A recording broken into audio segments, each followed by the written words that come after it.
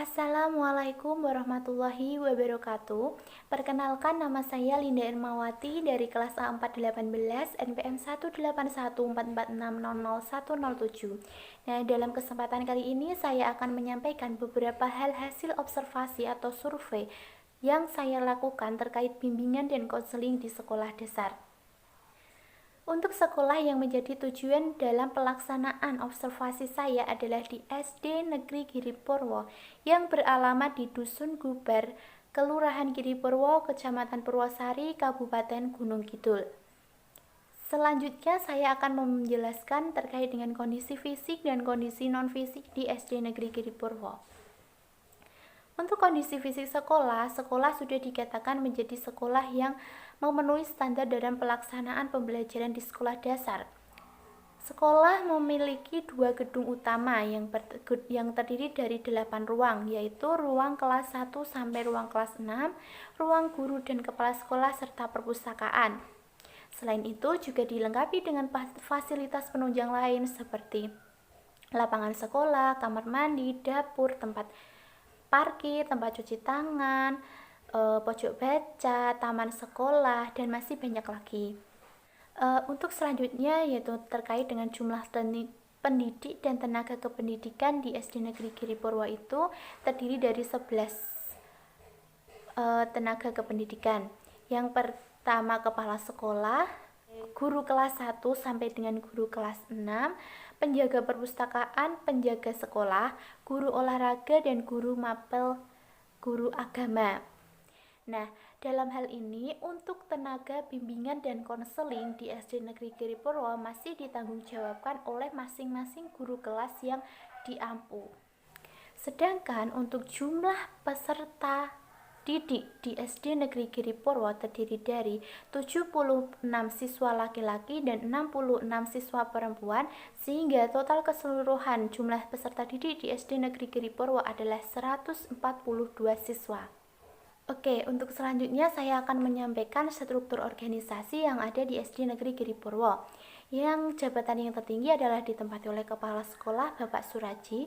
Di bawah pimpinan Bapak Suraji terdiri dari beberapa sesuai dengan bidangnya, yaitu operator sekolah atau kurikulum ditempati oleh guru kelas 2 Bapak Rifki Febian Nugroho, kewisiswaan PBDB oleh Ibu Gondang Winarni, guru kelas 1, kepegawaian itu guru kelas 6 Ibu Tri Asyanti, UKS dan sarana prasarana itu Bapak Rohmadi, Humas ditempati oleh Ibu Warsinem guru kelas 5, dan keuangan guru kelas 3 Ibu Sundari Ningsih, Eskul guru kelas 4 Bapak Wisnu Kadarohman, dan mental spiritual atau keagamaan itu oleh guru mapel yaitu Ibu Sartini. Kemudian di bawah pimpinan dari setiap bidang yang ada dalam struktur organisasi, di bawahnya ada pustakawan yang bernama Ibu Fani Ina Khotimah dan penjaga sekolah Bapak Tri Hartanto. Kemudian baru ada siswanya. Untuk selanjutnya terkait dengan peraturan dan tata tertib secara umum di SD Negeri Giripurwo. Untuk ketentuan seragam sekolah, hari Senin dan Selasa menggunakan merah putih, hari Rabu menggunakan pramuka, dan Kamis Jumat menggunakan batik. Nah, untuk ketentuan pakaiannya, bagi siswa laki-laki menggunakan lengan pendek, celana pendek atau celana panjang, dan bagi siswa perempuan menggunakan baju lengan panjang, rok panjang, serta kerudung. Namun untuk siswa non-muslim bisa menyesuaikan. Selanjutnya untuk ketentuan jam operasional sekolah itu pada hari Senin itu dimulai pukul 7 selesai pukul 13.45, hari Selasa sampai dengan hari Kamis itu pukul 7 sampai 13.25. Nah, hari Jumat itu pukul 7 sampai pukul 11, dan ada kegiatan ekskul yang dilaksanakan pada pukul 13.25 sampai dengan 14.35. Nah, untuk kegiatan ekskulnya di sana itu ada kegiatan ekskul tari dan drum band setiap hari Selasa dan Rabu. Nah, untuk ketentuan umumnya, siswa itu hadir di sekolah selambat-lambatnya 10 menit sebelum pelajaran dimulai, sehingga apabila waktu pelajaran sudah dimulai tidak ada yang mengganggu. Untuk sanksi bagi siswa yang mengalami keterlambatan itu tidak diperbolehkan langsung masuk ke kelas, tetapi harus melapor kepada guru piket terlebih dahulu atau wali kelas yang yang sedang mengisi piket pada hari itu. Dan selanjutnya, apabila izin untuk meninggalkan kelas, wajib lapor terlebih dahulu kepada wali kelas atau guru piket. Dan apabila tidak masuk sekolah, itu harus menyertakan surat keterangan mengapa tidak masuk sekolah dan diberikan kepada guru kelas atau dengan guru piket yang bertugas pada hari itu. Jadi terkait dengan peraturan dan tata tertib yang saya sampaikan tadi itu termasuk inti-inti dari peraturan dan tata tertib yang ada di SD Negeri Giripurwo. Jadi secara umum sudah seperti peraturan lain pada umumnya.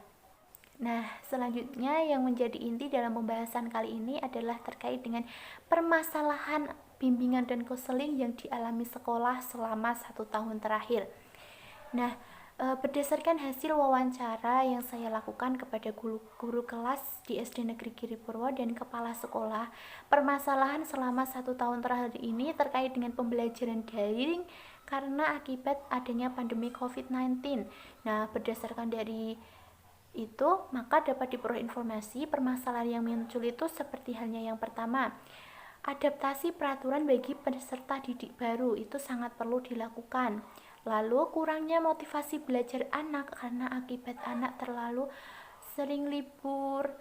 Nah, bentuk permasalahan yang dihadapi terkait dengan siswa itu adalah siswa yang tidak tertib dalam mengerjakan tugas yang diberikan guru, sehingga hal tersebut mengakibatkan guru merasa kewalahan dalam menilai.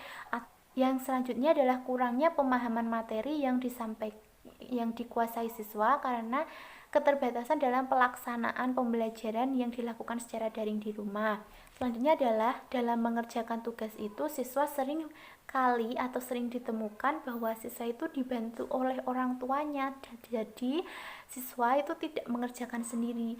Terlebih lagi ada satu kasus bahwa itu ada siswa yang mengerjakan pekerjaannya itu dituliskan oleh orang tuanya, dikerjakan oleh orang tuanya. Nah, seperti itu yang menjadi masalah begitu berat karena siswa tidak paham apa yang menjadi tugasnya dan siswa tidak bisa menguasai materi yang diberikan. Dan selanjutnya adalah terhambatnya proses penilaian yang dilakukan oleh guru. Mengapa? Karena tadi ada siswa yang telat mengirim tugas, ada siswa yang tidak mengerjakan tugas. Nah, seperti itu karena pembelajaran ini hanya dilakukan secara daring. Lalu, menurut hasil wawancara terkait dengan solusi pihak sekolah yang diberikan kepada siswa itu adalah sekolah mengadakan pembelajaran home visit atau berkunjung ke rumah dengan dibatasi jumlah siswanya. Kedua, guru juga terkadang memberikan teguran lisan via WhatsApp kepada orang tua atau teguran langsung kepada siswa yang tidak tertib mengumpulkan tugas. Namun ada lagi apabila siswa tidak mengumpulkan tugas dengan baik, guru mendatangi rumah siswa dan meminta siswa untuk memberikan alasan mengapa tidak mengerjakan tugas. Selanjutnya, guru memberikan pengertian kepada siswa dan memotivasi siswa bahwa pembelajaran daring ini walaupun libur itu tidak sepenuhnya libur. Jadi tugas-tugas yang diberikan kepada guru itu merupakan bentuk penilaian yang nantinya di akhir akan diproses menjadi hasil belajar selama pembelajaran daring ini. Demikian yang dapat saya sampaikan terkait dengan hasil pelaksanaan observasi yang saya lakukan. Jadi kesimpulannya, permasalahan yang menjadi pokok utama dalam pembelajaran di sekolah dasar selama 1 tahun terakhir ini terkait dengan pembelajaran daring karena adanya pandemi.